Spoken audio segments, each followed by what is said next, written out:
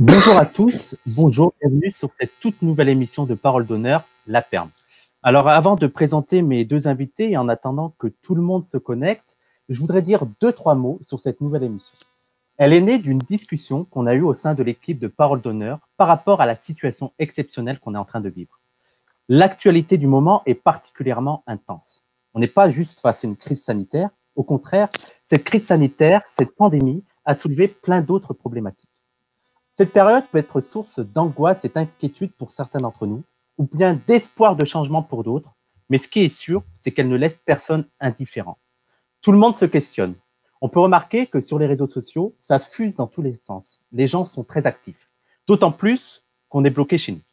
On voit que les gens discutent, questionnent, analysent, étudient, débattent sur leur compte.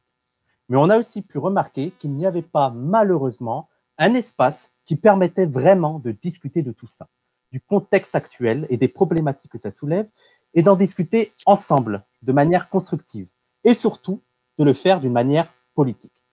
C'est-à-dire en s'interrogeant sur ce qui nous a conduit là, sur les raisons, les causes du désastre actuel, mais aussi sur les diverses répercussions de cette crise sanitaire, puisqu'elle provoque plusieurs autres secousses, comme la crise économique actuelle et la manière dont les néolibéraux comptent y répondre, comme la montée de l'autoritarisme, comme la montée de la société de surveillance, comme la répercussion sur les populations les plus marginalisées, mais aussi la répercussion sur les pays du Sud, mais aussi la répercussion sur l'ordre international.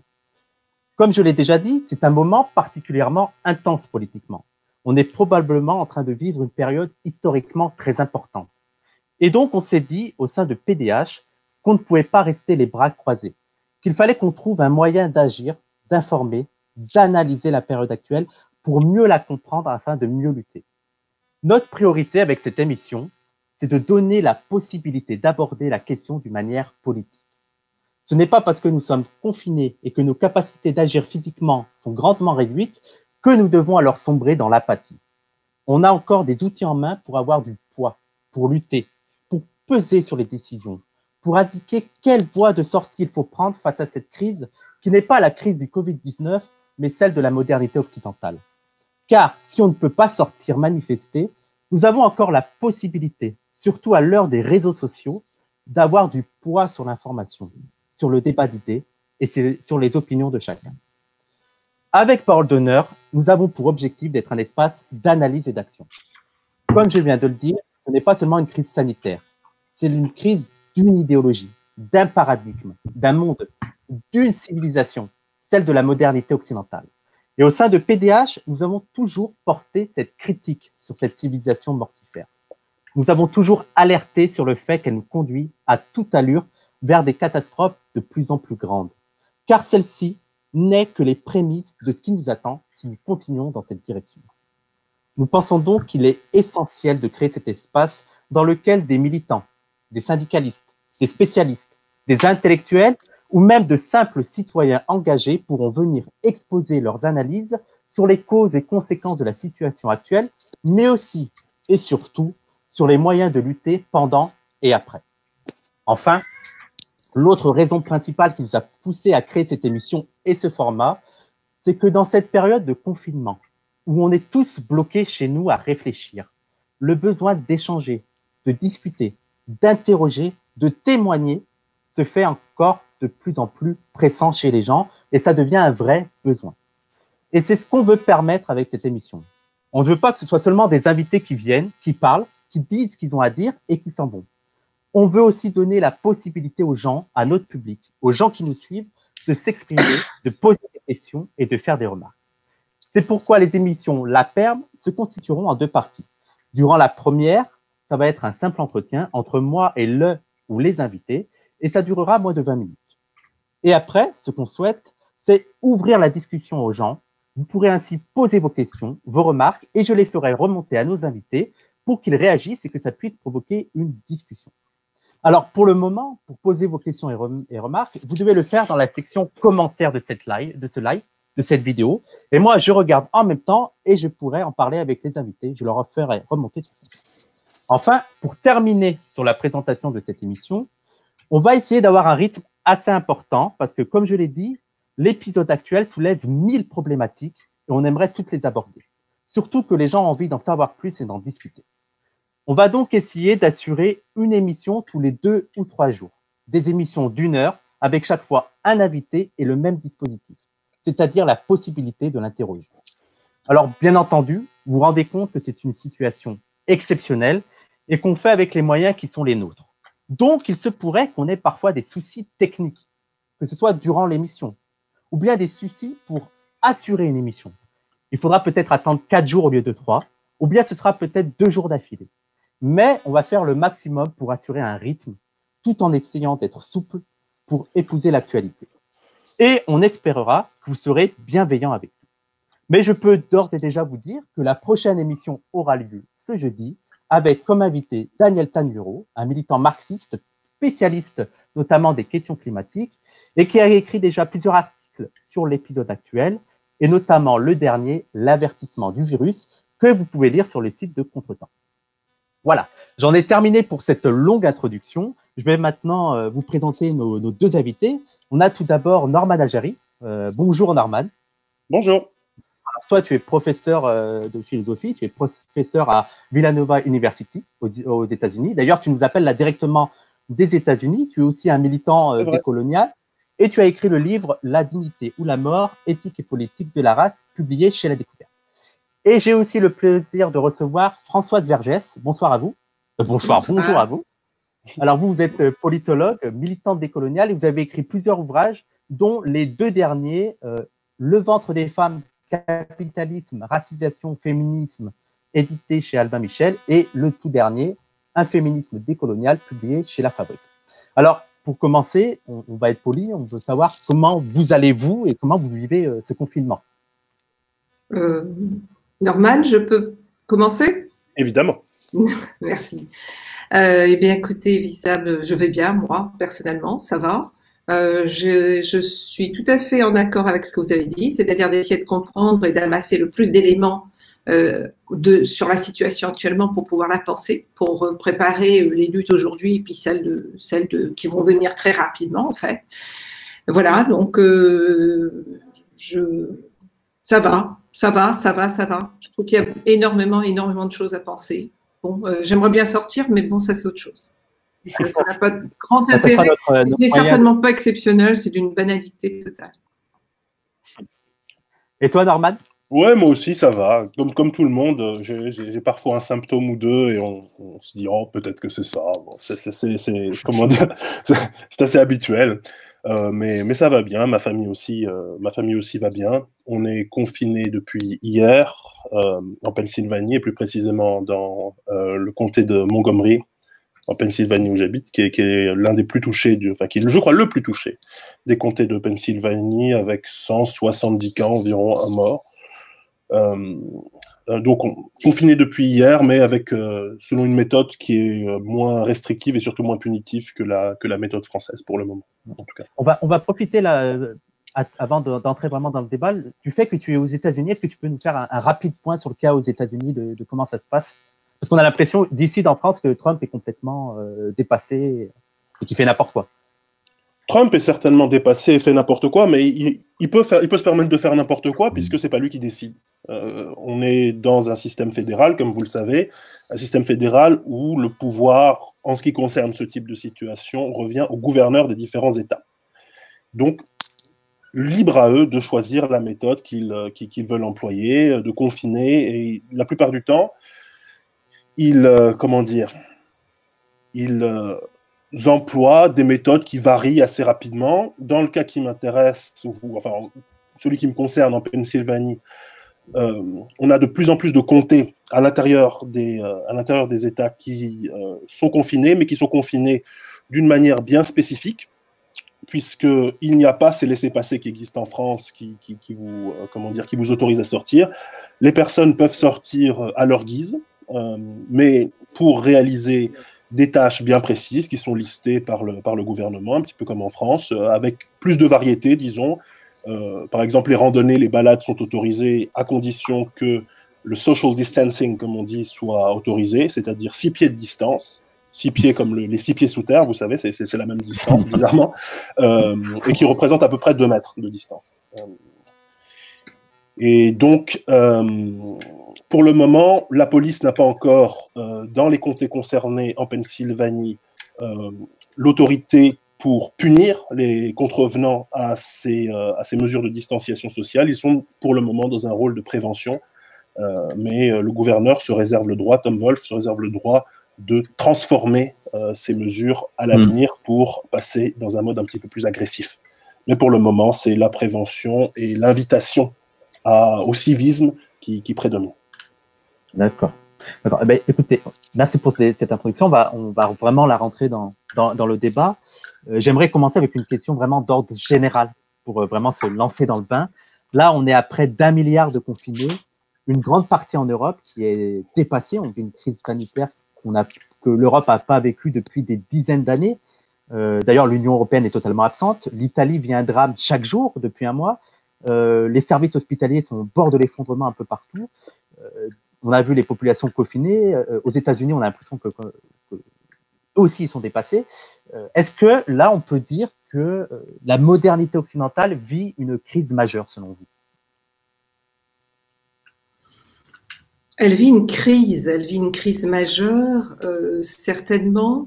Cette pandémie révèle énormément de choses, mais je suis toujours un peu prudente sur le côté tournant absolu, c'est-à-dire sur le fait que vraiment il va se passer quelque chose. Quand je lis, par exemple, c'est la fin du capitalisme néolibéral, quand on en sortira, on s'attaquera à toutes ces choses. J'ai l'impression qu'on sous-estime un peu l'ennemi, quoi, parce que je veux dire, on peut avoir tout change pour que rien ne change, hein, la formule, ou se tourner vers le capitalisme vert, vers le capitalisme technologique. Il y a des solutions pour le capitalisme néolibéral, enfin des solutions, des portes de sortie. Mais je pense, oui, que c'est à nous d'en faire, c'est à nous d'en faire une crise majeure, parce que c'est à nous d'inventer qu'est-ce qui va se passer, de proposer de nouveaux horizons. Donc c'est à nous, c'est nous qui portons cette charge. Parce que sinon la crise, le capitalisme, c'est que des crises, c'est des séries de crises depuis toujours. Et puis voilà, on se met au bord de l'abîme. Il y en a qui vont disparaître, on les met de côté, et puis finalement on en sort par des solutions technologiques. Donc c'est vraiment, je pense que pour moi c'est à nous de porter ça, à nous de porter ce défi et d'en faire vraiment une crise majeure, et dès lors de donner les mots, les expressions, qu'est-ce qu'il faut étudier, comment, quelle est la méthode pour vraiment en faire quelque chose de fort. Voilà ce que il faut pas s'attendre à ce que ça s'effondre de lui-même, quoi. Il faut non, ou même que par exemple, il y ait une espèce de prise de conscience planétaire. Voilà. Il y a des prises de conscience, mais pour que ça se transforme en quelque chose de force, c'est à nous. C'est nous qui devons porter ce défi. Norman? Oui, je pense que je suis tout à fait d'accord, d'autant plus que le risque est fort, étant donné ce qui se passe dans un certain nombre de pays, que la conséquence de cela ne soit pas une remise en cause du système capitaliste, mais au contraire sa radicalisation dans l'autre sens, c'est-à-dire que l'autoritarisme auquel on assiste dans pas mal de régions du monde tend sinon à devenir la règle, mais en tout cas, il laissera nécessairement des traces. De même que toutes les mesures antiterroristes d'exception qui ont été prises par le passé ont laissé des traces. La question, je pense en tout cas l'une des questions principales, c'est au nom de quoi est-ce qu'on lit la situation actuelle? Est-ce que ce qui nous révolte véritablement, ou est-ce que ce qui nous meut, c'est la peur de la mort? Comme j'ai l'impression que c'est très souvent le cas, que les gouvernements agissent, et souvent de manière irrationnelle, parce qu'ils sont guidés exclusivement par la seule motivation de la peur de la mort, ou est-ce que c'est la haine ou la détestation de l'injustice? Et ça, je veux dire, la question des valeurs qu'on peut mettre en œuvre, la question de notre rapport à l'injustice, de notre rapport aux inégalités, ne sont absolument pas mises en cause. Et au contraire, les gouvernements semblent agir simplement contre cette menace abstraite qui serait la mort, qui nous menace tous de la même manière, etc. C'est simplement faux. Il y a des personnes qui sont surexposées au risque et d'autres qui ne le sont pas. Et comment dire, c'est cette crainte généralisée d'une mort aveugle et comment dire, spectrale, monstrueuse, sans visage, qu'on essaye de nous vendre, et qui Oui. On nous dit souvent que le Covid-19, il est aveugle, il touche tout le monde. Il touche, peu importe le genre, peu importe la race, peu importe la classe, il touche tout le monde. Toi, tu t'inscris en faux contre ça, c'est ça? Évidemment, si on était si on était de pur corps, et même si on est des purs corps, on sait qu'ils ne touchent pas de la même manière tous les mêmes groupes sanguins, les mêmes résus. Mais quand bien même, on voit que certaines personnes qui sont dans des situations où ils peuvent profiter d'une isolation confortable, qui peuvent continuer à percevoir leur salaire, qui peuvent se faire livrer chez eux leurs aliments, etc., ont évidemment beaucoup de moins de chances d'être contaminés que ceux qui participent de ce qu'on appelle les métiers essentiels aux États-Unis, qui sont obligés de continuer d'aller travailler, qui de fait sont beaucoup plus exposés. Donc cette question-là, c'est véritablement la question de l'inégalité, et pas la question du fait qu'on serait soi-disant tous concernés de la même manière, que tout le monde devrait faire preuve d'une espèce de civisme ou d'une espèce de sens moral. Comment dire, ce discours-là, c'est une manière, à mon avis, pour l'État de se déresponsabiliser et de faciliter les mesures d'exception et les mesures punitives dans lesquelles, en tout cas en France, pour l'instant, il se vautre. Donc, plus qu'une crise sanitaire, on serait, selon vous, face à une crise politique, c'est ça? Et qu'est-ce que seraient les causes de cette crise? Je dirais qu'il y a quand même deux choses. Je pense que aussi, c'est à nous aussi de nous intéresser aujourd'hui à la science et à la question des maladies infectieuses et des maladies, de comment ça se fabrique. Enfin, je veux dire, il y a un virus, lui, il tue. Hein. Lui, il cherche un hôte. Là, les maladies infectieuses, le virus cherche quelque chose pour un organisme vivant. Et puis mais la létalité, le taux, la dangerosité, c'est de la fabrication sociale et politique. Je veux dire, le taux de mortalité augmente parce qu'il y a une réponse politique. Mais enfin, je ne sais pas si je réponds vraiment à votre question, mais je pense que, par exemple, on doit s'intéresser, nous aussi, à la question des sciences et la question de comment, par exemple, quand je lis que, notamment, enfin, je vais revenir un peu en arrière. Moi, j'ai connu la crise du chikungunya à La Réunion. Je suis de La Réunion, j'ai vu ça. Sur une petite île comme ça, il y a eu 300 morts. Près de 35% de la population a été touchée. Il y a des gens qui ont encore aujourd'hui, c'est 2005-2006, qui ont encore aujourd'hui des séquelles. Et à l'époque, on nous disait que dans toute cette région, les services de santé s'étaient effondrés à cause des programmes d'austérité, Afrique, Asie, tout cela, que de toute façon l'urbanisation, l'extraction, la déforestation faisaient pousser des espèces animales et qu'il y avait ce qu'on appelle ces zones de saut d'espèces d'animaux à l'homme, enfin à l'être humain, qui ne pouvaient que se multiplier. Et en fait, quand on voit le Covid-19, là, le chemin de traversée suit exactement les chemins de commerce entre Asie et Europe. C'est presque à 100%. Puis après, si ça se répercute ailleurs, c'est parce qu'il y a des gens qui vont dans ces autres pays. Donc, je me dis que cette question-là des pandémies, de la manière, de toute l'histoire des pandémies est à reprendre de manière décoloniale. On a souvent parlé, évidemment, des maladies apportées par les Européens dans les Amériques qui vont détruire près de 90% des populations des Amériques du Nord au Sud. On peut parler de toutes ces pandémies qui ont été créées, qui sont causées par le colonialisme, qui sont causées par le capitalisme. Donc, il y a à la fois les phénomènes vivants, quoi, les bactéries, les virus qui se promènent partout, tout ça, etc.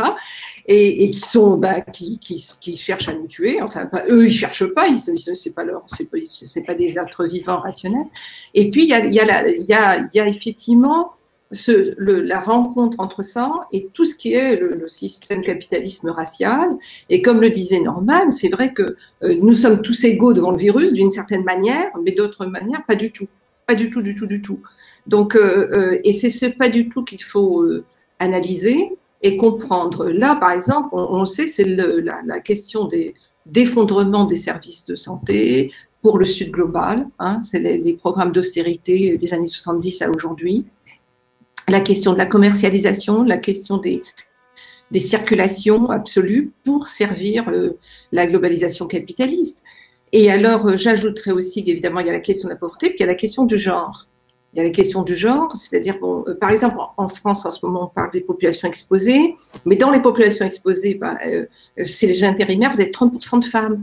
qui sont intérimaires, par exemple, et qui sont dans des entrepôts à 300, 400 personnes.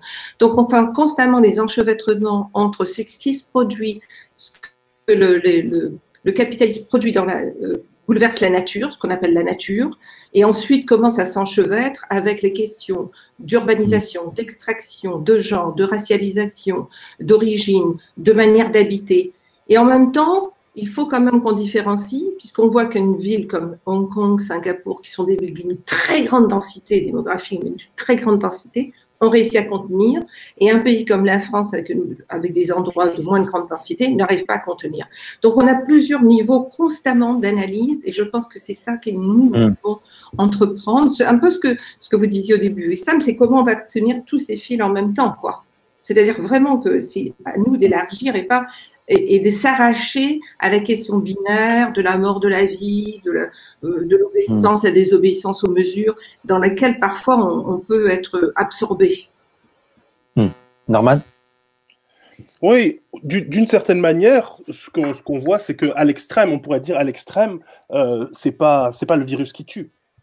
C'est pas le virus qui tue dans le sens où ce n'est qu'un accélérateur. C'est un accélérateur de la vulnérabilité des individus qui démontre les situations d'abandon dans lesquelles on peut être dans certaines situations, parce que les services publics, les services hospitaliers, l'accès à certaines ressources ne sont pas possibles. Donc évidemment que la situation, pour répondre à ta question, est politique. Elle est politique dans le sens où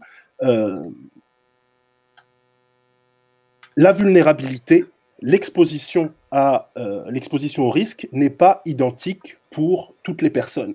Et les différents taux de mortalité en fonction des pays ne sont pas simplement dus au stade d'évolution du virus, ne sont pas simplement dus à la fragilité des populations, mais sont avant tout dus à la destruction ou non des systèmes de santé en place et l'accès ou non des populations à des traitements efficaces, entre autres mesures qui peuvent être prises ou pas par les gouvernements.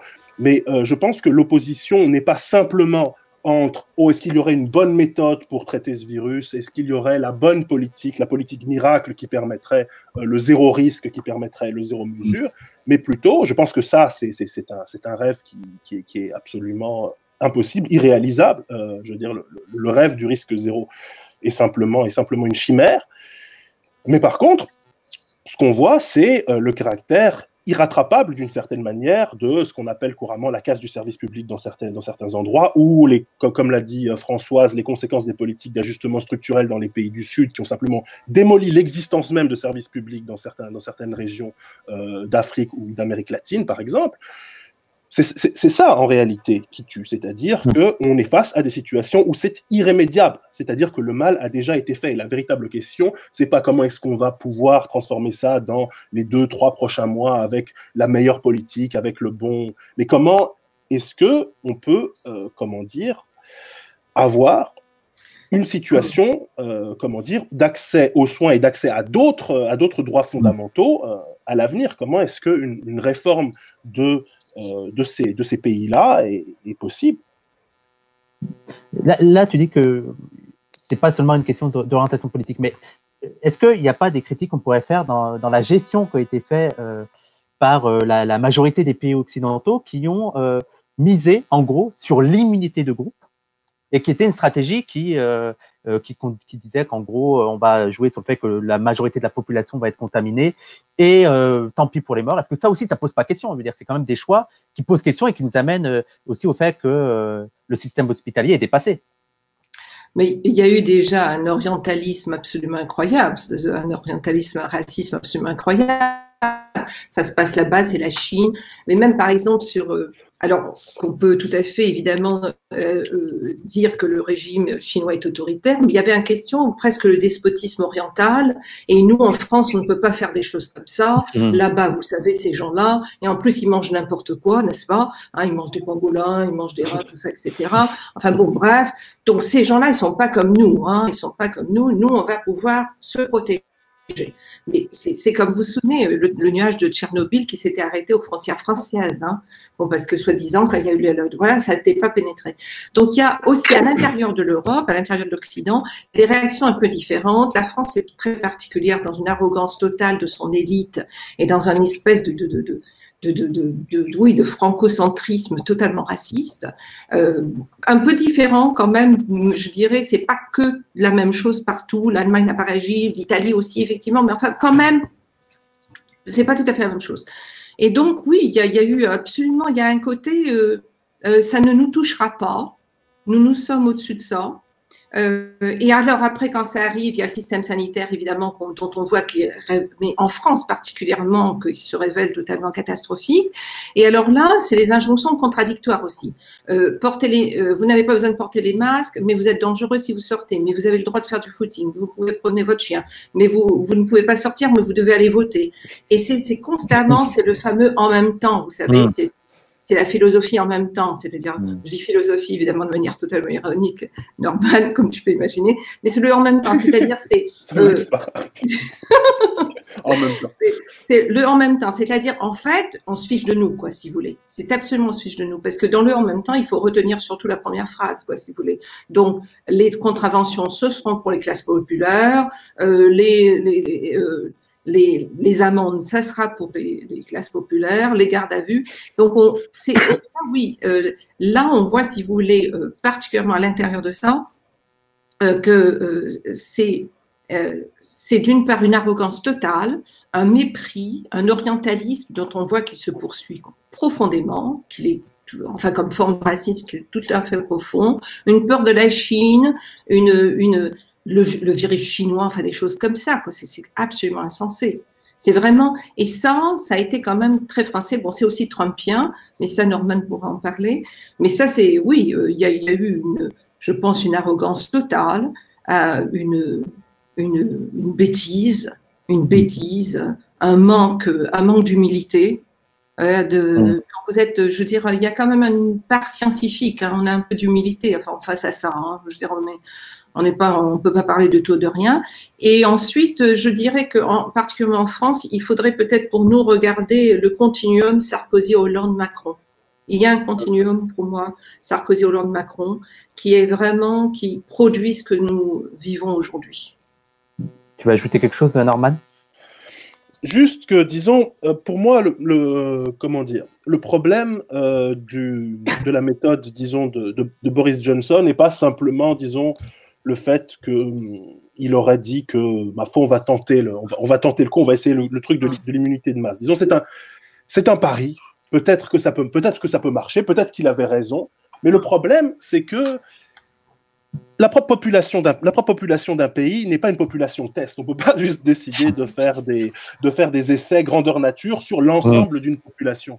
C'était un risque qui était, à mon avis, certainement trop grand à prendre. D'une certaine façon, je me dis que il avait peut-être raison. J'ai pas les compétences pour le décider. Mais comme choix politique, ça ne peut pas être un choix politique raisonnable. Ça peut être d'une certaine façon un choix, disons, un choix méthodique. Mais c'est beaucoup trop machiavélien, si vous voulez. C'est une manière beaucoup trop despotique de décider les choses, pour le coup, puisque oui, mais on passe pas par comment dire. Oui, qu'est-ce que tu veux dire?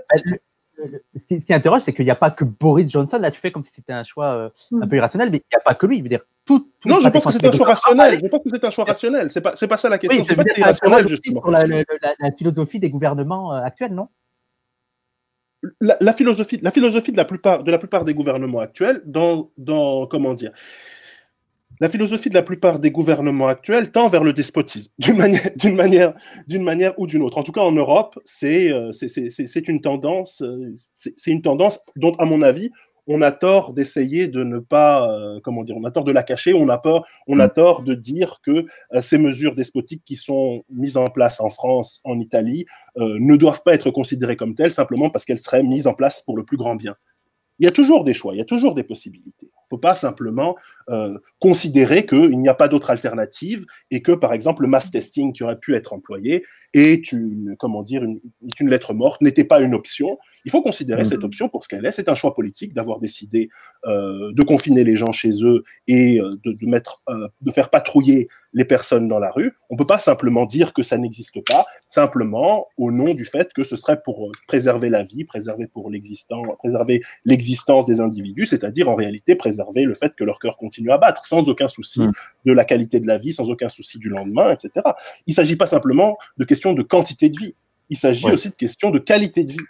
Quelle société on nous prépare? Par exemple, je termine là-dessus, on s'est beaucoup foutu de la gueule de Giorgio Agamben, le philosophe italien, pour son papier.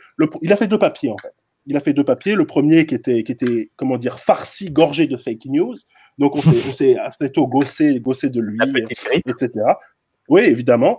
Mais je pense que l'orientation, disons, intellectuelle de son papier n'était pas mal. Et le deuxième a corrigé le tir. Et dans ce papier-là, il pose une question qui, à mon avis, est une question absolument fondamentale et qui est peut-être la question la plus importante pour nous, quoi qu'on en dise. En tout cas, pour nous qui ne sommes pas scientifiques, pour nous qui ne sommes pas médecins, pour nous qui ne sommes pas soignants, pour nous qui sommes des citoyens. Et cette question, c'est la suivante. Qu'est-ce que c'est qu'une société qui n'a pas d'autre valeur que sa propre survie? C'est vraiment une question, je pense, qu'on doit poser aujourd'hui. Qu'est-ce que nous sommes prêts à sacrifier simplement pour cet idéal abstrait de survie qu'on nous propose? C'est très important. Est-ce que nous sommes véritablement prêts à sacrifier la totalité de nos libertés publiques et pour combien de temps? C'est une véritable question. Parce que l'idée que nous devrions être confinés et que nous devrions être punis, surveillés et punis par la police si nous sommes des contrevenants, si nous choisissons d'être contrevenants ou si nous n'avons pas le bon papier en poche, c'est une véritable question pour la démocratie. On ne peut pas faire comme si ça n'existait pas et on ne peut pas faire comme si c'était la seule et unique mesure possible et souhaitable pour répondre à cette crise. Ce n'est pas vrai. La démocratie n'est pas suspendue simplement parce que Macron l'a décidé et a choisi cette option. D'autres pays ont choisi d'autres options et la France n'est pas, comment dire, la seule lumière dans une galaxie, au milieu d'une galaxie d'abrutis et d'incompétents. D'accord. Alors, on va essayer d'ouvrir la discussion là au public. Je rappelle aux gens qui nous suivent là sur le live qu'ils peuvent poser des questions dans la section commentaires. Je suis en train de regarder, donc ils peuvent poser des questions, des remarques, et moi je ferai remonter à nos 2 invités. Donc en attendant qu'ils posent des questions, je voulais vous demander, là il y a pour l'instant le Sud est plus ou moins épargné, je pense notamment à l'Afrique ou l'Amérique du Sud, mais le coronavirus semble commencer à s'implanter et certains redoutent le pire en alertant que ces régions sont moins bien équipées et donc que les pertes vont être plus lourdes. Est-ce que vous partagez cette inquiétude? Si le Covid-19, oui, s'installe de manière contagieuse, on peut craindre. Je lisais que, par exemple, au Mali, il y a 1 respirateur et 20 lits de réanimation pour tout le pays. Je veux dire, pour tout le pays. C'est effectivement la conséquence à la fois de la colonisation, des programmes d'ajustement structurel, d'abandon par les gouvernements maliens. Donc oui, on aurait une situation catastrophique. Mais de dire ça comme ça ne va pas nous aider, si vous voulez. Ça va pas nous aider. Là, on voit bien que, par exemple, pour ces continents, ça serait le testing massif qui serait appliqué, parce que le confinement, ça veut rien dire dans des situations où se laver les mains dans des pays où les circuits d'eau courante ont été totalement abandonnés depuis des décennies. Il n'y a pas d'accès à de l'eau propre, à de l'eau potable déjà pour boire tous les jours. Donc, de toute façon, ça serait totalement ridicule. Mais de le poser comme ça en disant une catastrophe, ce serait peut-être de voir qu'est-ce qui va l'emporter, parce que finalement, il y a peut-être aussi une politique de laisser mourir. Hein, il y a une politique de laisser mourir. Après tout, jusqu'à quand une société peut absorber un nombre de morts sans basculer, si vous voulez. Donc, on peut se dire aussi que même en Europe, les gouvernements se disent, bon, c'est terrible, tout ça, etc. Mais finalement, on peut quand même, quelques milliers de morts, ça va pas beaucoup bouleverser la situation. On fera des grandes messes après. Et par contre, c'est une question politique pour moi, la question de ce qui va se passer dans le Sud global. C'est pas une question, c'est une question évidemment sanitaire. Évidemment, personne ne peut souhaiter que le virus, parce que dans ces sociétés, ça pourrait être terrible. Mais ça va être une question vraiment politique. Ça va révéler là, de la même manière que ça révèle les inégalités d'accès à la santé, d'accès à une bonne vie, d'accès à une vie digne et décente en Occident ou en Asie. De même, ça va révéler notamment les Nord-Sud, les circulations Nord-Sud, l'incroyable les asymétries, c'est-à-dire la possibilité de zones de confort, peut-être la possibilité qu'on puisse sauver plus de personnes en Occident qu'on ne sauvera de personnes dans le Sud global. Et ça sera pris comme ça. Ça sera comme ça parce que oui, c'est comme ça. Et donc, cette Ouais. naturalisation aussi de ces asymétries va poser question et fait partie déjà, je pense, des questions des réflexions que nous avons à faire. Ouais. Norma, tu vas ajouter une chose avant qu'on passe aux questions? Ouais, juste un tout petit mot pour dire que ce serait bien ironique que comment dire, pleure des larmes de crocodile, particulièrement pour cette pandémie-là, larmes de crocodile que sur la situation du sida en Afrique, on n'a pas pleuré, pour d'autres pandémies qui touchaient particulièrement ces régions et pour d'autres, comment dire, causes de décès, de morts, de guerres, de situations de terrorisme, etc. Et toutes, disons, les causes causées par l'inégalité globale, causées par les structures inégalitaires de l'économie, du pouvoir politique, des relations internationales dans le monde, il est bien, comment dire, c'est tout de même bien surprenant que le Covid, qui finalement, dans ces conditions-là, dans les pires conditions, dans les pires situations des pays du Sud, ne peut apparaître quand même que comme de la petite bière, malgré tout. Ce serait bien étonnant qu'on se penche particulièrement sur ce cas-là, simplement parce qu'il a ému les populations européennes et nord-américaines. Bien entendu que ça peut être grave, évidemment. Bien entendu que ça peut être un grand problème. Ça, je dirais que, de toute façon, en tant que citoyen, je n'ai pas les moyens de le prévoir, de le savoir, de savoir si certains médicaments qui sont ingérés par une partie de cette population les préviendra des effets, comme certains le disent, comme certains le supposent, etc. Ce sont des choses qui sont complètement hors de notre connaissance. Mais ce qui est sûr, c'est que je ne pense pas que l'épidémie du Covid soit nécessairement ou soit pire que d'autres causes de mortalité endémiques dans les pays du Sud, dans les pays du tiers-monde. Et je vois mal en vertu de quoi on devrait exceptionnellement s'alarmer de cette épidémie-là, alors que nous avons montré notre indifférence, d'une part à des épidémies précédentes, mais surtout aux situations structurelles qui empêchent l'accès aux soins, qui ont rendu possible, non pas évidemment l'épidémie, mais qui sont le terreau fertile pour sa gravité. Alors, on va passer là maintenant aux questions. Donc, la première question, c'est, alors je la retrouve. Donc, je rappelle que les gens peuvent poser des questions dans la section commentaires. On a une question de Rafik Amus qui demande « Que pensez-vous du couvre-feu, de la mesure du couvre-feu » Certaines mairies, certains endroits où on met le couvre-feu, qu'est-ce que vous en pensez? Je pense que, pour moi, toutes ces mesures de contrôle et de surveillance marquent surtout la défaillance, marquent deux choses peut-être. La défiance que les citoyennes et citoyens ont envers les autorités, donc de ne pas faire confiance, de ne pas faire confiance à ce qui se dit, donc de continuer à vivre comme on vit. Parce que finalement, ce qu'ils racontent, ils ont toujours menti, ils ont toujours dissimulé des choses, ils disent une chose et son contraire dans le même moment. Pourquoi je leur ferais confiance? Mais pourquoi je leur ferais confiance? Je veux dire, il n'y a aucune raison que je leur fasse confiance. Tous les jours, ils montrent qu'on ne peut pas leur faire confiance. Tous les jours. Bon, donc ça c'est une première chose. La deuxième chose, effectivement, c'est la manière répressive de répondre à une question politique, à une question sociale. Quand on ne peut pas finalement répondre de manière satisfaisante à une question sociale, politique et sanitaire, on prend la répression. Et on augmente, et il est certain, et là je reviens à ce qu'on avait dit auparavant, c'est-à-dire que une des choses qui peut tout à fait se développer, on le voit se développer d'ailleurs dans certains pays d'Asie, c'est une totale surveillance, carrément sur votre smartphone, de votre entière personne, de votre santé, de tout cela, au nom aussi de l'intérêt général. Donc ça fait partie, c'est un outil un peu moins sophistiqué que tout ce qui peut de faire de vous suivre sur votre smartphone, ce qui se fait dans certains pays aujourd'hui déjà. Donc le couvre-feu c'est un peu moins sophistiqué, mais c'est l'arme du bâton habituel, quoi. Je veux dire, ça ne changera rien à la propagation du virus, ça ne changera rien au fait que les services de santé sont absolument épuisés, ça ne changera rien au fait que les fameux métiers essentiels, personnes qui fournissent les métiers essentiels, doivent aller travailler sans gants, sans masque, sans pouvoir être testés.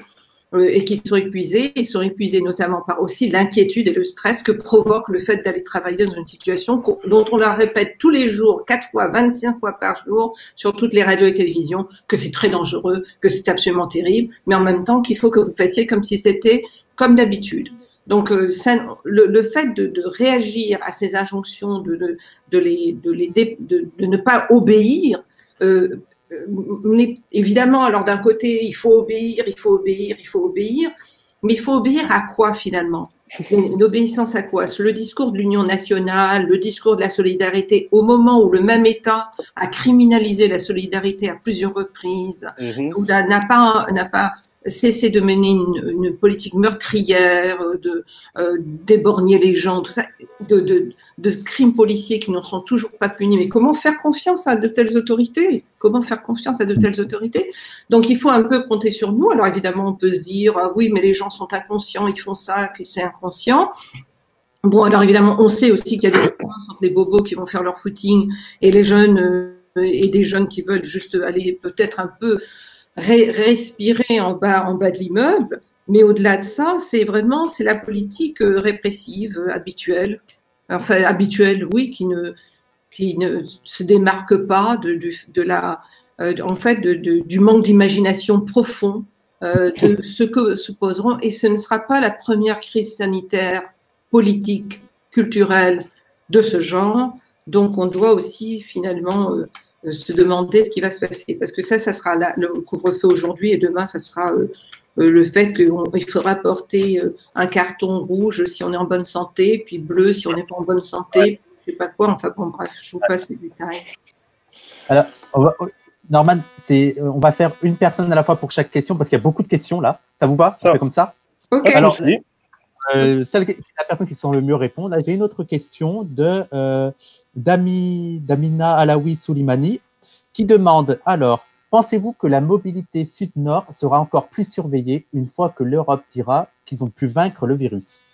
Je continue, donc c'est la même question. Je ne suis pas sûr de savoir si vous avez touché cette question, mais quelle réflexion peut-on avoir vis-à-vis de l'usage d'une militarisation renforcée dans quelques pays en ce moment en Afrique du Nord? J'écris avec l'idée du Maroc.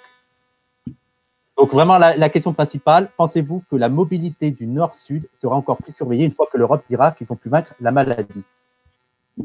Certainement.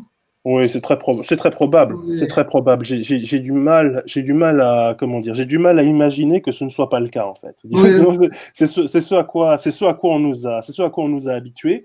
Et d'une certaine manière, l'outil rhétorique de la xénophobie est souvent celui qui permet à nos gouvernants de s'exonérer de leurs propres responsabilités. Et le fait de même que, la situation sanitaire terrible est causée par les inconscients qui sortent, qui vont se balader tout seuls dans la rue en respectant le social distancing, par exemple. Je ne vois pas quel est le problème. Donc, pourquoi est-ce qu'il faudrait instaurer un couvre-feu pour empêcher que ces personnes sortent, qui ne contactent personne? Mais on a pris l'habitude de considérer les individus aujourd'hui simplement comme des agents infectieux. On considère notre voisin non pas comme un criminel, mais comme un agent infectieux, ce qui est tout de même une forme de subjectivité assez terrifiante. Et ben, la même chose pour, et même amplifié pour les ressortissants des pays du Sud, et certainement davantage encore des pays d'Asie, quand les premiers prodromes du virus se sont montrés, eh bien, je voyais autour de moi, et tout le monde s'en souvient, les Asiatiques porter des masques, certainement, simplement par la pression de leur entourage, de leurs patrons, de leurs collègues. Il va de soi que c'est pas simplement une espèce de racisme bête et méchant, mais c'est un outil qui, à mon avis, va être employé pour éviter d'assumer la responsabilité politique de cette situation. La décrire comme une espèce d'effet de l'étranger ou une espèce de coup de pression de l'étranger. J'en mettrai ma main à couper. Alors, on passe à la question suivante qui est posée par Elinora Léger. Elle demande, est-ce qu'on peut vraiment parler de confinement quand la moitié de la population continue de bosser? Est-ce que ce n'est pas juste un choix, donc je la cite, est-ce que ce n'est pas juste un choix bâtard d'immunité collective pas assumé? Un choix?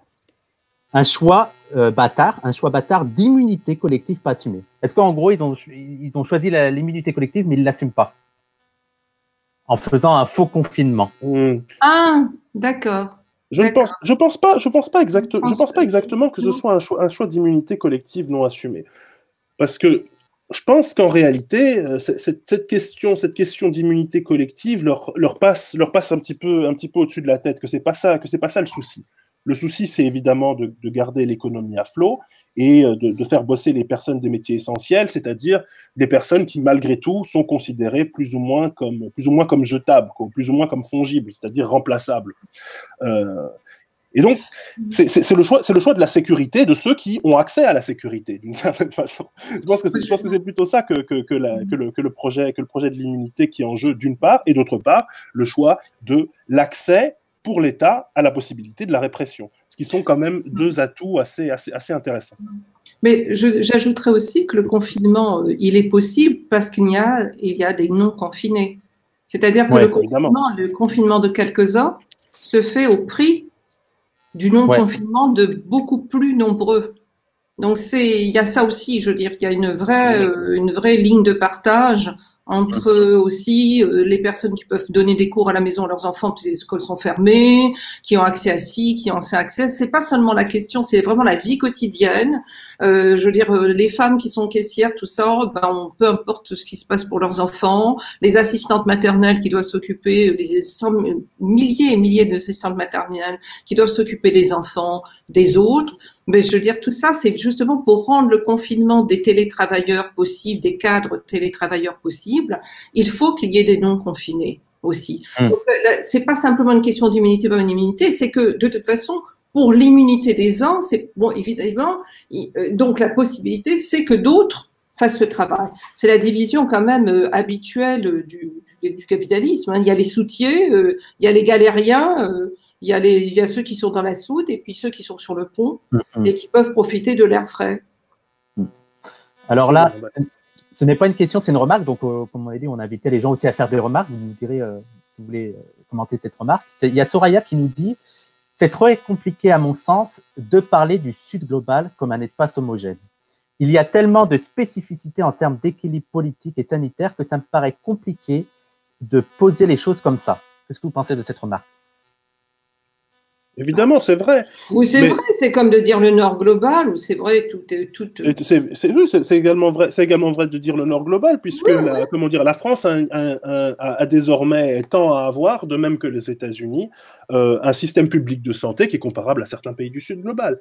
Mais malgré tout, il y a quand même une différence, c'est-à-dire que ce sont des situations, disons, ce qui fait la différence entre le Nord global et le Sud global, disons, à mon avis, de manière plus ou moins, disons, pour homogénéiser la chose, c'est l'accès d'une certaine part des classes moyennes à une forme de sécurité, c'est-à-dire la sécurité des télétravailleurs, etc., qui est beaucoup plus importante que dans les différents espaces du Sud global. Je pense que c'est ça qui fait la différence. C'est l'existence de cette classe moyenne protégée qui a la possibilité de vivre, de survivre aux dépens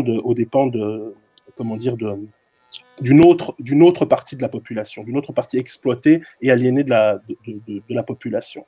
Les proportions et très rapidement dans le Sud global aussi, ne sont pas même les si mêmes. effectivement il y a des poches de Sud, on pourrait dire dans le Nord, et des poches de Nord dans le Sud, etc., c'est quand même le Nord qui domine au sens de le monde économique, reste dans les mains, la puissance économique reste dans les mains de ce qu'on appelle le Nord global. Les personnes les plus riches du monde sont, je sais pas moi, sur les 20 hommes les plus riches, parce que c'est des hommes, il y en a quand même au moins 17 qui appartiennent, sinon plus, qui appartiennent au Nord global, qui sont des hommes blancs. Donc il y a, malgré tout, il ne faut pas oublier qu'il y a une asymétrie qui demeure. Et évidemment, après, il y a des situations différentes. Mais dans le Nord global aussi, comme on le disait, il y a des situations différentes. Ouais. C'est juste des questions. Alors, question suivante. Oui. Alors, question suivante de Soraya Mounsia qui demande « Que pensez-vous de la réaction qu'on pourrait qualifier de mimétique et en manque d'imagination des dirigeants africains? Surtout quand on sait que dans les régions qui sont chargées de gérer, les mesures de confinement posent de vraies limites. » Bien sûr. Absolument. Absolument. Je pense que, je ne sais pas, je lisais même des articles venant de journaux africains, d'ailleurs de l'Afrique de langue francophone ou de langue anglophone, et les observateurs locaux vous disent mais tout ça, je sais pas, se laver les mains 4 fois par jour, mais ça c'est même pas possible. Le confinement c'est pas possible. Non, il n'y a que le testing. Il y a vraiment, là, ça vraiment, c'est la question du test. Et c'est vraiment la question et des tergiversations. Non, il faut pas tester. Oui, il faut pas tester. Non. Là, on voit, et justement, le continent africain pourrait être un modèle là-dessus. C'est-à-dire que voilà comment on peut traiter une pandémie. Et je reviens aussi à ce que disait Norman auparavant. C'est-à-dire que le continent africain a confronté d'énormes pandémies. Ebola, le sida évidemment, mais d'autres aussi pandémies ont existé et ont pu être surmontées. Donc il y a aussi une connaissance, il y a des connaissances locales et des pratiques locales qui pourraient, mais qui sont d'en bas, hein, qui sont peut-être pas gouvernementales, mais qui sont d'en bas et qui pourraient être renouvelées, réactivées. Ouais. Norman, tu voulais ajouter un point ou... Non, je souscris. Donc, question qui est un peu aussi dans le même genre, de Yulan Lut. Désolé si je prononce mal vos pseudos. Donc, il dit, on entend beaucoup que les Asiatiques sont beaucoup plus disciplinés, que la méthode adoptée en Corée, où il n'y a pas vraiment de confinement, ne pourrait être appliquée ici. Quelles sont vos réactions? Et je rajouterais, il y a aussi des clichés comme quoi ça ne pourrait pas être appliqué en Afrique. Qu'est-ce que vous en pensez? Mais j'en pense que ce cliché cache tout de même, comment dire, je ne sais même pas si on peut parler d'un cliché, parce que c'est une, comment dire, c'est une vue de l'esprit raciste, tout simplement, orientaliste, que ça cache tout simplement un manque d'ambition politique, un manque de courage politique. C'est une question de moyens, cette histoire de testing. Proposez-le à la population, proposez aux personnes qui tous, demandez-leur, mais regardez, vous pouvez aller simplement à cet endroit. Il y a eu un moment donné en Pennsylvanie, ça a été vaguement considéré d'utiliser des stades pour pouvoir faire ça, etc. C'est une question de proposer-leur d'avoir accès à ces tests. Il est évident que la plupart des personnes, surtout, comment dire, terrorisées par un discours mass-médiatique angoissant, auront envie de savoir. Beaucoup de gens ont envie de savoir s'ils sont malades. Beaucoup de gens ont envie de savoir s'ils ont la possibilité d'aller travailler de manière sûre pour continuer à nourrir leurs enfants. Beaucoup de personnes ont envie que leurs enfants puissent continuer à aller à l'école et à continuer à avoir une éducation. Je veux dire, cette situation d'exceptionnalité, quand bien même elle pourrait avoir, disons, une espèce d'aspect sympathique, romantique, amusant, n'est la panacée pour personne. C'est pas une histoire de discipline d'avoir envie de se faire tester. C'est une histoire non seulement de connaissance, c'est une histoire c'est une manière de se rassurer, c'est une manière de rationaliser son comportement, c'est une manière de redevenir maître de son quotidien et de sa destinée et de pas simplement suivre les consignes et les ordres de l'État. Je veux dire, c'est une forme, pour parler comme les jeunes, d'empouvoirment ou d'empuissancement, si vous voulez pouvoir faire cela. C'est-à-dire que ce serait véritablement, à mon avis, une politique enviable. Quand bien même il serait conséquent d'autres formes de confinement, des formes de confinement plus raffinées, mais cette politique qui asserte ou qui avance que l'ignorance est préférable que la connaissance a priori, alors que nos gouvernements sont assis sur des milliards de dollars ou d'euros, c'est quelque chose qui me semble absolument irrationnel. Pourquoi est-ce qu'il est préférable de ne pas savoir plutôt que de savoir et de mettre en place les moyens politiques, sociaux, pour avoir une connaissance de la cartographie réelle et fine du virus aujourd'hui, et pas seulement des cas graves, la partie émergée de l'iceberg. Mais je vois pas pourquoi les Africaines et les Africains seraient moins ouverts à des testings. Absolument. La question, c'est absolument de leur expliquer. Je veux dire, dès qu'il y a une explication, c'est pas que pour soi. Les gens vont aussi se soucier pour leurs enfants, pour leurs proches. S'ils sont contaminés, ils vont pas vouloir contaminer leurs proches. Enfin, on dirait que les personnes, ce ne sont pas des êtres humains qui pensent, qui ont je sais pas, un souci d'amour pour leurs proches autour d'eux, qui ne veulent pas les contaminer, qui ne veulent pas voir leurs parents ou leurs enfants mourir. Enfin, je veux dire, c'est quand même stupéfiant de penser ça. Et ce qu'on appelle les Asiatiques, bon, d'une part, effectivement, ils avaient connu, ils ont aussi peut-être appris de leur expérience, alors qu'en France, on pourrait dire que toutes je sais pas, les épidémies qui sont passées, on n'apprend rien. On n'apprend rien parce que, par exemple, effectivement, en Corée ou au Japon, ils se sont dit, tiens, on a eu le SARS, là. Alors, tiens, il a Taïwan. Ah, tiens, il a fallu ça. Tiens, on va apprendre. On va apprendre pour la prochaine épidémie. En France, il y a des épidémies qui passent, on n'apprend rien. C'est de bon, à chaque année suffit sa peine. À chaque épidémie, quelques morts. Oh mon Dieu, c'est triste, tu vois. Ah ben on va revenir à la prochaine. Non mais attendez, j'ai pas possible moi. Il y a des savoirs qui s'accumulent et les Africaines et Africains sont pas plus bêtes que n'importe qui. Si on leur dit voilà, en vous testant, vous allez vous protéger, mais aussi protéger vos pauvres, vos proches. Et si vous êtes infecté, on va pouvoir, etc. Je ne vois pas pourquoi les gens refuseraient. C'est complètement délirant. Ça, c'est absolument, c'est du pur racisme. C'est absolument du pur racisme. Alors, je m'excuse pour les gens si je saute leurs questions. On a vraiment beaucoup de questions, donc je fais comme je peux. Là, j'ai une question. C'est bon signe. Bah, tant mieux, tant mieux. Non, mais les gens sont vraiment intéressés là. J'ai une question d'Anna Isabelle Mazon. Alors, encore une fois, désolé si je me trompe dans la prononciation. Elle demande, donc ça, on l'a déjà abordé, et c'est en deux temps. Est-ce qu'on ne peut pas plutôt qualifier les stratégies de laisser-faire anglaises, espagnoles et françaises qui refusent la distribution massive de masques pour toutes et tous et les dépistages systématiques, est-ce qu'on ne peut pas les qualifier de darwinisme, eugénisme libertarien? Et deuxième question, comment pouvons-nous, la société civile, entreprendre des actions en justice pour dénoncer la responsabilité des différents gouvernements pour non-assistance à personnes en danger, par exemple? Sur la deuxième question, je sais qu'il y a plusieurs initiatives d'action de groupe qui sont en train de se faire, qui sont en train d'être sur lesquelles beaucoup de groupes réfléchissent pour justement porter plainte contre le gouvernement et ses défaillances. Il y a eu déjà la plainte des 600 médecins contre le gouvernement. Il y a une autre plainte de médecins. Il y a des plaintes qui sont en train de justement de réfléchir sur quelle base. Donc, je pense que c'est un aspect très important, même si, évidemment, on ne va pas trop se faire d'illusions sur le résultat de ces plaintes, mais il faut les faire. Ça, je pense qu'il faut absolument les organiser, il faut absolument les faire.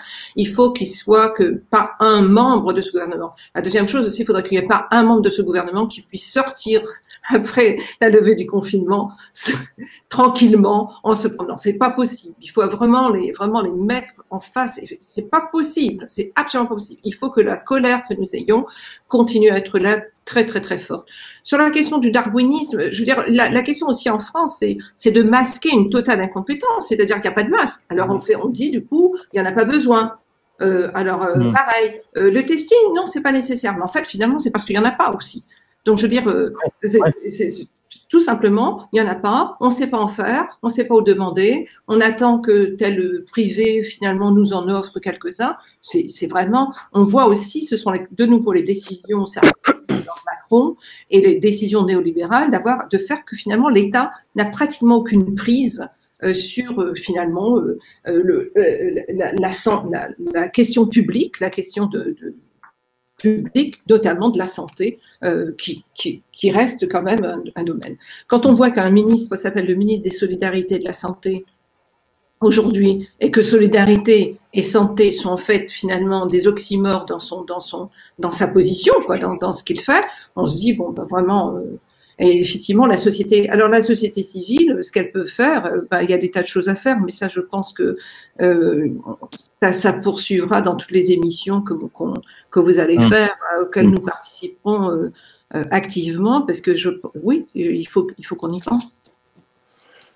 Juste un mot, je pense, en tout cas, ça dépend des différentes situations qui ont été évoquées, mais en ce qui concerne la situation française et la situation italienne, je pense que ça n'a strictement rien à voir avec du libertarianisme, c'est même absolument l'inverse.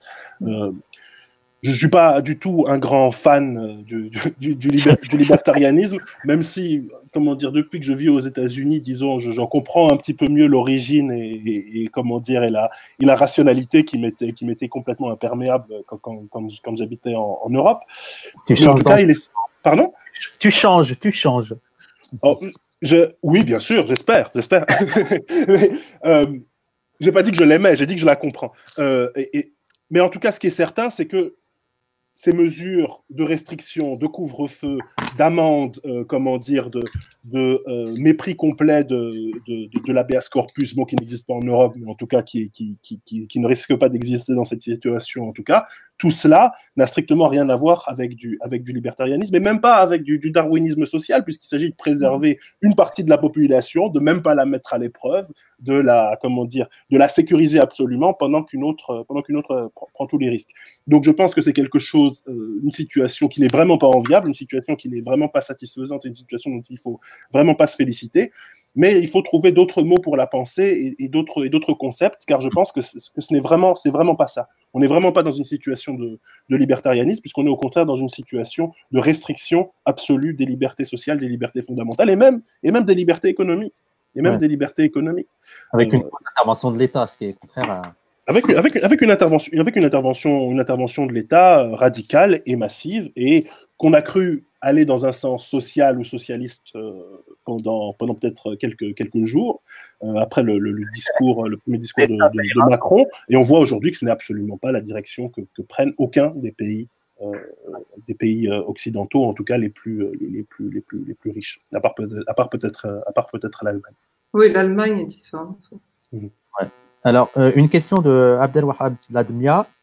Comment expliquer le nationalisme de la part de non-blancs en France quant aux violences policières qui se sont multipliées avec le couvre-feu, avec des phrases du genre « ils restent chez eux » et autres « bien fait pour eux ». Ces mêmes non-blancs qui d'habitude dénoncent sans problème les violences. Je pense qu'en partie, juste très rapidement, une partie de ça, c'est l'illusion dont tu as parlé au départ, qu'on est face à, pour le coup, une situation qui est véritablement humaine, véritablement homogène, qui est véritablement sans distinction de couleur, de classe sociale, etc., que c'est véritablement une affaire de solidarité, de civisme que nous devrions embrasser tous ensemble. Ce discours, je l'avoue, me donne véritablement envie de vomir. Je suis en train de me retenir de vomir maintenant alors que je l'évoque. On a véritablement un effacement imaginaire de la question de la lutte des classes, de la question du racisme, de la question de qui est aux premières lignes des violences policières. Et malheureusement, ce discours prend, et il prend d'autant plus qu'il peut permettre à chacun de se donner l'impression d'être dans une situation où, même dans son inaction, ou surtout dans son inaction, il préserve l'ensemble de la population. Cette espèce d'héroïsme de la passivité peut certainement avoir un certain attrait. Et c'est un grand danger, je pense. Je pense que c'est véritablement un danger terrible. Il y a souvent des occasions de recréer la nation, de la réinventer, de la refabriquer. Alors, par exemple, on sait que l'islamophobie, c'est une manière de refaire de la nation française chaque fois. Ben, nous, on est les valeurs de la République. Et je pense que là, à travers aussi ces injonctions et ce côté, ça joue aussi, c'est-à-dire, voilà, qui va appartenir vraiment à la nation, donc, qui va obéir aux injonctions, et que des non-blancs s'y prêtent n'est pas non plus complètement étonnant. Et, il n'y a pas de position spontanée parce qu'on est non-blanc, d'une position critique décoloniale immédiate. C'est aussi la possibilité de se dire, ben voilà, je m'appelle comme ça, etc. Mais regardez, attendez, je suis membre quand même de cette communauté qui repose aujourd'hui sur l'obéissance aux injonctions. L'offre a été faite du fascisme pour tous, et certains, semble-t-il, sont prêts à s'en emparer. Alors, on a déjà un peu dépassé l'heure. Là, on va encore faire 2-3 questions, même une ou deux questions, même très rapidement. Il y a encore beaucoup de questions que j'ai pas eu le temps de poser. Alors, pas d'inquiétude aux gens qui nous suivent. J'espère qu'elles vont pas être frustrés. On compte revenir tous les 2-3 jours. Donc, il y aura vraiment l'occasion de poser plein de questions. Donc, si la question n'a pas été posée aujourd'hui, elle sera posée dans 2 jours ou dans 3 jours. Donc, pas d'inquiétude. On compte faire ce numéro plusieurs fois dans la semaine, parce qu'on sait que avec d'autres invités précis-le qu'ils pourront avoir d'autres thèmes, d'autres comment dire, oui, d'autres points de vue. Donc on va vraiment essayer d'avoir vraiment quelque chose de clair dans les invités. Donc pas d'inquiétude si la question n'a pas été posée aujourd'hui. Donc là, je vais faire une remarque il y a Sultan Galiev qui a fait cette remarque. Au-delà des doutes nécessaires. Salut Sultan. Sur la dangerosité réelle, les responsabilités, etc. Il faut souligner et se féliciter des formes de solidarité qui se tissent aujourd'hui dans cette crise. Je pense notamment à l'activisme admirable d'associations comme Baraka City. Donc Baraka City, qui est une association de Idriss Hamidi, une association islamique qui a donné des masques aux hôpitaux et qui d'ailleurs n'a pas évité les attaques islamophobes. Les attaques islamophobes malgré le fait qu'ils ont donné des masques. Une question de Martin Van Der Elst. Que pensez-vous Salut, du Martin. Que pensez-vous du refus de pandémie revendiqué par les camarades italiens pour faire face aux difficultés en cascade dues à la crise? Donc chômage, surcharge de travail, travail reproductif, éducation, etc. C'est quoi le début de la question? Le revenu de pandémie, je crois. Revenu de pandémie. Revenu de pandémie. C'est un revenu. Ah, le revenu de pandémie, pardon, le revenu de pandémie. Mais c'est très bien. C'est très bien. Moi, je veux dire, on est pour. Oui, on est pour. Mais figurez-vous qu'il a été question que Trump l'installe. Il y a quelque chose qu'il faut vraiment, je pense aussi, il faudrait ici demander l'augmentation immédiate de tous les salaires du personnel médical, la suspension des loyers pour tout le temps du confinement, l'abolition de toutes les dettes des personnes au-dessus d'un certain revenu. Il faut penser effectivement à la vie quotidienne, il faut qu'on soit tout à fait concret. Il ne faut pas du tout simplement, effectivement, les analyses que nous faisons sont importantes, mais il ne faut pas oublier la vie concrète de millions de personnes aujourd'hui, en France, mais aussi en Italie, en Espagne ou ailleurs, et qui ont absolument besoin d'être soulagées parce que, qui sont au chômage partiel ou qui ne peuvent pas se mettre. Alors, parce que n'oublions pas, on parle beaucoup de la France, mais vous connaissez que moi, je ramène toujours ce qu'on appelle les terres et territoires d'outre-mer, dont on ne parle pas du tout dans les médias et les politiques. On dit la France. Bon, de toute façon, on sait qu'on n'est pas dans la France. Donc. Mais en même temps, on y est, mais on n'y est pas. Ça dépend de ce qu'il faut nous demander. Mais par exemple, quand même, en Guadeloupe, il ne faut pas oublier qu'il n'y a pas d'hôpital. L'hôpital a brûlé depuis 2 ans, il n'a pas été remplacé. Je veux dire, il y a des situations absolument incroyables. Donc, toutes ces inégalités dont nous avons parlé, que nous avons soulignées, il faut absolument en faire une cartographie très précise, très claire, qui montre les recoupements, les enchevêtrements entre genre, classe, racialisation, tout ce qu'on dit, origine, etc. Et qu'il faudra qu'on fasse cette cartographie. Il faut absolument qu'on mette en clair tous ces niveaux, toutes ces choses. Alors, c'est vrai qu'il y a beaucoup de solidarité. C'est extrêmement important, mais absolument pas qu'ils s'en sortent, que le gouvernement s'en sorte. Il faut absolument pas. Et la solidarité ne doit pas remplacer la responsabilité de l'État. Elle est absolument importante, elle est formidable, elle est extraordinaire, mais elle ne peut pas remplacer la responsabilité de l'État. D'accord. Je voulais juste souligner qu'à un moment donné, il était question que Trump mette cela en place. Je ne sais pas si ce sera le cas. 2 mesures. Un chèque à tous les Américains, d'une part, et d'autre part, décaler la date de paiement des impôts. Des impôts, oui. Ici, je crois aussi, il y a un certain délai qui est donné aux impôts. Je ne sais pas si ce sera fait, mais en tout cas, si Trump et ses conseillers, de l'aile droite du Parti républicain y songent, comment se fait-il que les soi-disant sociodémocrates qu'on a en Europe n'aient même pas ces mesures-là à la bouche? En Allemagne, il me semble que là, il y a la grosse discussion sur le revenu universel qui serait appliqué. Oui. Alors, on va terminer. On est obligé d'en parler. C'est la fantastique Louisa Yousfi qui me fait la remarque. On est obligé d'en parler. Et elle me pose la seule question qui vaille aujourd'hui. Team Raoul ou pas? Pro Didier Raoul ou pas?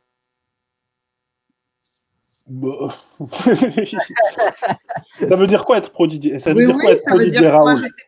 Est-ce que c'est être protesting? Si c'est être protesting de masse, oui, bien sûr. Oui, bon, on est pour le testing. Ça, je crois qu'on l'a dit plusieurs fois, à plusieurs reprises. On est absolument pour le testing. Mais je trouve que si vous voulez, bon, je comprends. Cette personnalisation n'est pas porteuse de quoi que ce soit de positif, je pense. Je pense que c'est vraiment, ça nous mène vraiment à la déraison d'associer cette série de mesures qui se veulent plus préventives que punitives à la figure de cet individu-là. Oui. Peu importe cet individu, peu importe le type, il est certainement compétent dans son domaine. Ça fait partie aussi, si vous voulez, de ce qu'on dit de la peur, c'est-à-dire du besoin d'oracle, du besoin de la personne qui déteindrait tout d'un coup toute la solution. C'est peut-être ce que, de toute façon, le testing qu'il propose, on l'a dit à plusieurs reprises ce soir, on est pour le testing massif, gratuit, obligatoire, gratuit. Mais sur la question Raoul par Raoul, non, moi, c'est pas un sujet qui m'intéresse, pas du tout. On s'en fiche du type. C'est un médecin, il est spécialiste de cette question-là.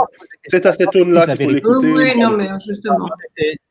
Mais en dehors de ça, je pense qu'on abordera dans d'autres émissions le cas de Didier Raoult, parce que en dehors de Didier Raoult, ça pose aussi des questions sur que ce soit la gestion du gouvernement, mais aussi le rapport entre les chercheurs en Europe et les chercheurs en Asie. Mais ça pose aussi la question, excusez-moi, la question des scientifiques, parce qu'on dit les scientifiques comme s'ils étaient tous neutres, tout ça.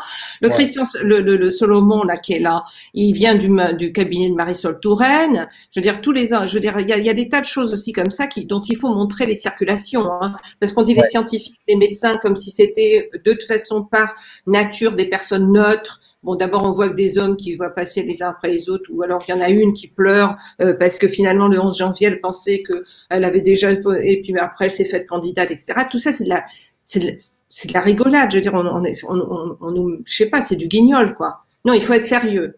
Donc, il faut être sérieux et il faut aussi que les médecins, pour nous, les médecins ne sont pas un corps neutre. C'est pas des personnes comme ça. Ça rentre effectivement à la fois dans des tas de rivalités, de compétition, d'ego, et puis c'est un marché aujourd'hui, comme vous le soulignez. Et puis ensuite des relations, des écoutes qu'on fait, des vraies coopérations, des collaborations avec des chercheurs du Sud ou des chercheurs d'autres pays qui ne seraient pas des pays occidentaux. Oui, ça c'est aussi des choses que nous avons à faire, une des études que nous avons à faire. Mais on faut pas nous en remettre aux médecins comme s'ils étaient tous, je veux dire, tous des coloniaux, antiracistes, anticapitalistes et anti-impérialistes. C'est pas forcément ça qu'on leur demande en plus. Disons, ce que je vois, c'est, en tout cas, ce qui me laisse sceptique, ce sont les campagnes, comment dire, de décrédibilisation de ce type, de ce Raoult, qui sont menées par des personnes qui ne sont pas médecins et qui mobilisent toute une série d'arguments, comment dire, qui se veulent des arguments d'épistémologie ou des arguments plus ou moins fallacieux. Comment faire confiance à ces individus-là? Comment dire, ce ne sont pas sur ces arguments-là, ce ne sont pas sur soit ces éléments biographiques, soit la manière dont il gère son laboratoire, ou bien en faisant planer le doute sur la qualité de ses publications, mais sans aucune analyse scientifique rigoureuse, qu'on va pouvoir se faire une idée sur non pas le bonhomme, l'individu, son soi-disant désir de gloire ou de reconnaissance, mais la valeur, la qualité des mesures qu'il propose, leur caractère raisonnable, leur caractère rationnel, et la qualité de sa recherche. Ce ne sont pas des arguments justement la recherche. Discussion à cette. Recherche. Oui, Wissam, la recherche, c'est aussi un des champs qui a été totalement abandonné. Totalement abandonné. Les budgets ont été réduits. Les chercheurs sont sous-payés. Je veux dire, beaucoup de chercheurs disent que depuis des décennies, ils alertent sur la question des virus et des maladies infectieuses. C'est pas seulement donc Raoult, et qui ne sont pas soutenus. Donc, il y a une question de recherche. Et qu'est-ce que c'est qu'une recherche décoloniale au sens effectivement de la solidarité, de tenir compte de tout cela aujourd'hui? Parce qu'on voit bien que cette recherche, elle est soumise aussi énormément aux grands laboratoires pharmaceutiques, à la question ensuite de vendre à la question des brevets, de la privatisation des brevets. Toutes ces questions qui se posent sont des questions qui sont des questions politiques. Au-delà justement de la personnalisation, oui, non. Bah écoutez, je pense qu'on n'a pas fini d'en parler de cette personne et de tout ça. Donc, c'est tout pour. On va s'arrêter là. Je dis aux personnes qui n'ont pas pu poser les questions que on va faire une émission une fois tous les 2-3 jours. On va essayer d'avoir ce rythme. Donc, vous aurez l'occasion d'intervenir et de réagir avec les invités. Il y aura à chaque fois un invité différent avec souvent des problématiques différentes, mais toujours reliées au contexte actuel. Si vous avez aimé l'émission, parce que je vois que là vous êtes nombreux, si vous avez aimé l'émission, n'hésitez pas à la partager pour la faire connaître et pour provoquer vraiment du débat, amener d'autres gens pour qu'on puisse discuter. Écoutez, on va s'arrêter là. Merci Françoise Vergès. Merci Norman Najari. Peut-être qu'on va devoir vous réinviter une autre fois pour discuter d'un autre sujet. Hein. C'est pas interdit. Avec plaisir. On est toujours là, hein, de toute façon. Donc, et merci à vous. Merci à tout le monde.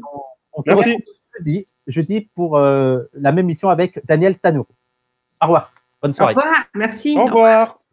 Bonsoir.